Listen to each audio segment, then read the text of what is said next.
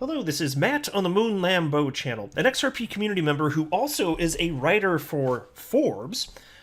He had some very pointed words for certain individuals within the XRP community. Here's the question. Is XRP benefiting from the Russia-Ukraine war? Well, first of all, no.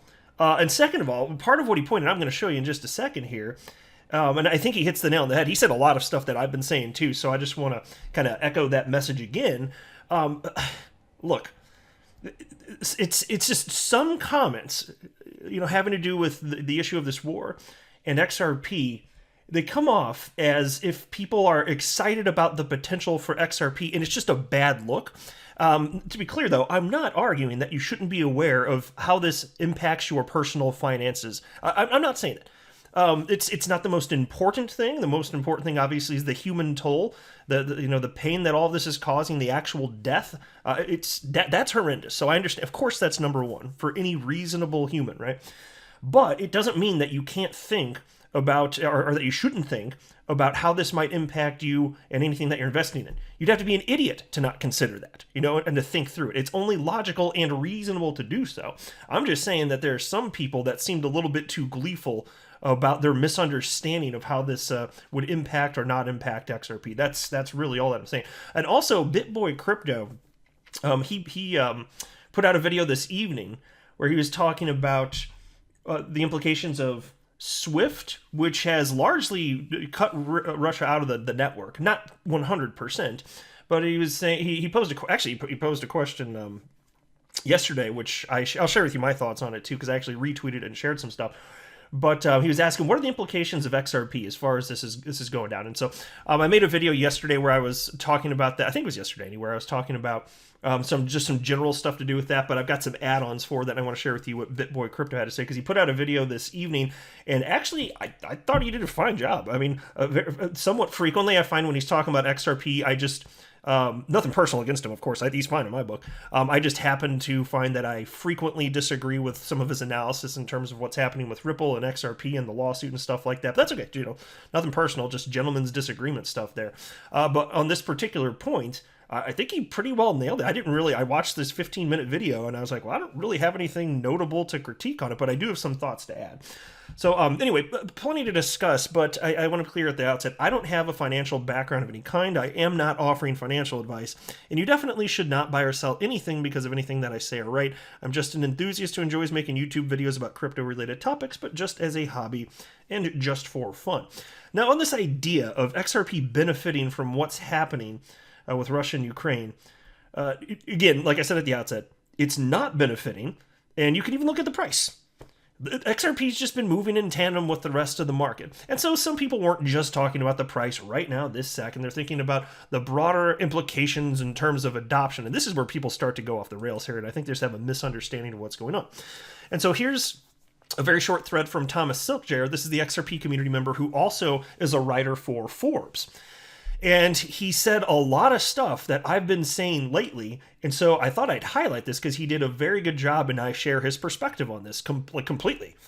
Here's what he wrote. Personal comment. In the light of recent news of SWIFT cutting out Russia, there's been several comments of the situation benefiting XRP.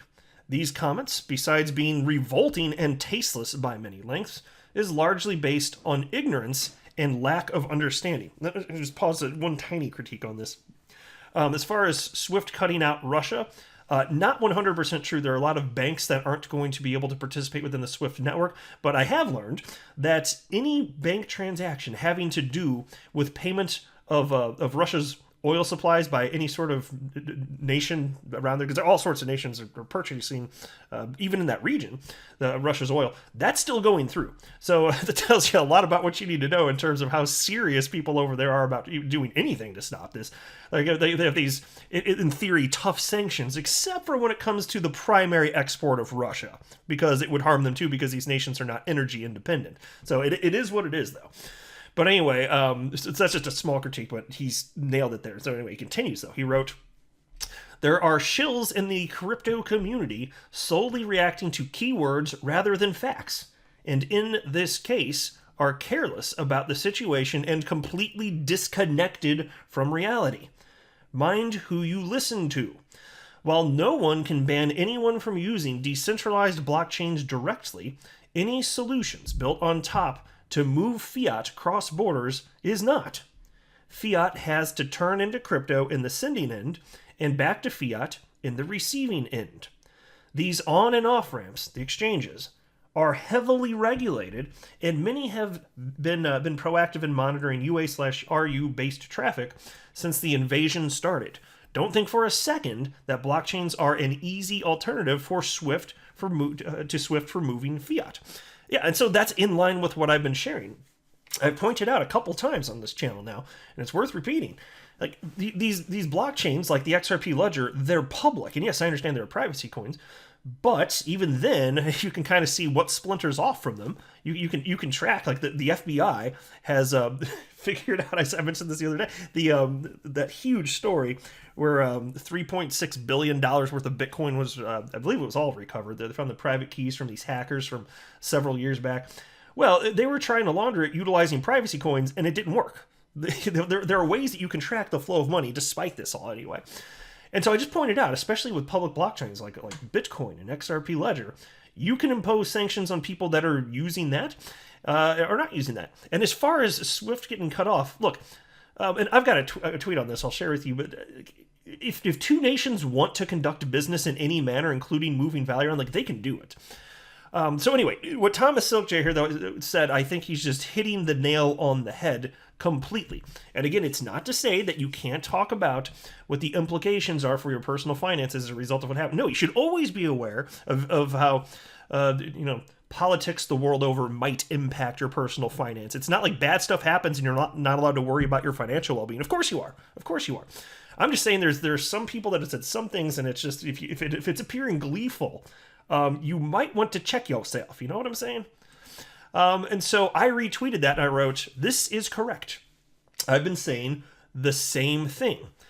And then somebody named Stock Thought Generator wrote to me and said, it just seems a little bit unrealistic that Ripple, a proud US-based company, would be aiding a country that's currently being sanctioned by the US. So of course he's referencing Russia there. And yes, I agree, that actually would be quite strange. But look, in terms of, and I've mentioned this, I may have said it in this thread too, I can't remember now because I mapped out this video earlier, but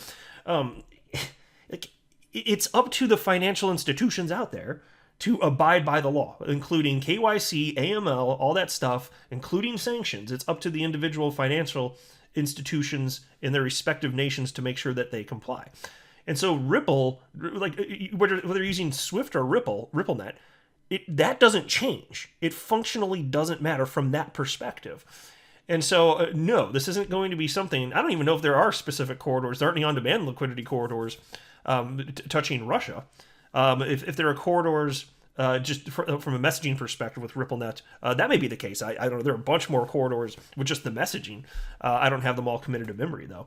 And then somebody named Brian responded to that and wrote, my point being, nobody can stop Russia from using XRP.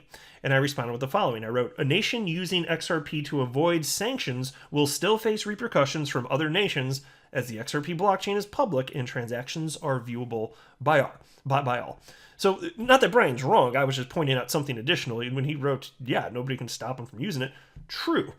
But since you can, again, track those flows, what do you think nations are going to do if that actually happened? Not that there's an indication that they would utilize XRP specifically, but still, just an interesting thought exercise.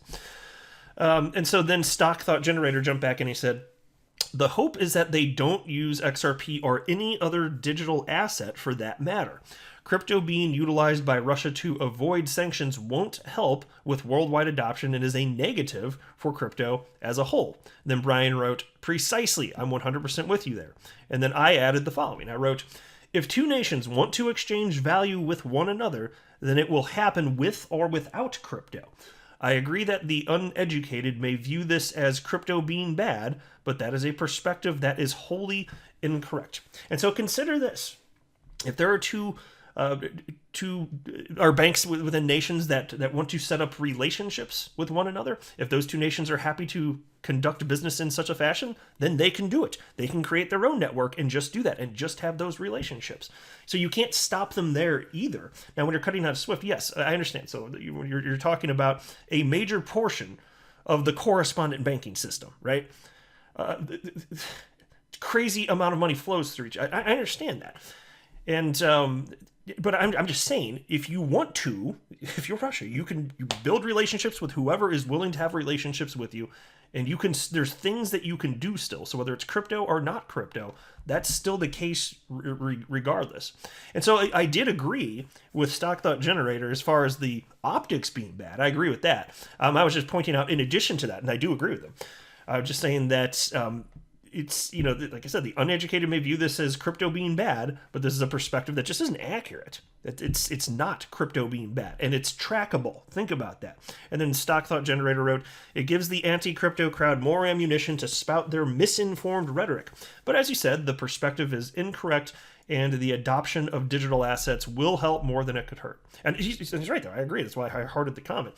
So I just thought it was an interesting and fun conversation, just like as far as the thought exercise portion of it. And then here's this tweet. This is yesterday from Ben Armstrong, who runs the Bitboy crypto YouTube channel. I believe they're the second largest crypto YouTube channel on the planet. I think he's got somewhere approaching 1.5 million subscribers at this point, which is rather impressive. And so he tweeted out the following just last night. Russia getting cut off from the SWIFT system. XRP Army. Explain, where does XRP fit into this? And really, frankly, it doesn't. And it's not that SWIFT cut off Russia in the entire country. And then you got to think, what do you mean when you say that too? Just consider, you're talking about individual financial institutions within the country. It's not like we're not talking about specifically this, Russia's central bank. We're talking about specific banks that did get cut off. But there are all sorts of financial institutions in every country around the world that interact with each other. So when you say the country, just understand you're actually talking about a bunch of banks and other financial institutions specifically.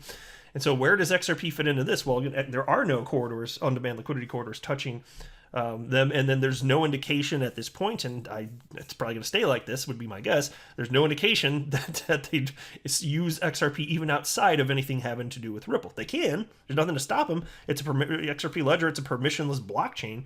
I just don't think that's going to happen. And so I retweeted that from Bitboy Crypto, Ben Armstrong, and I wrote the following.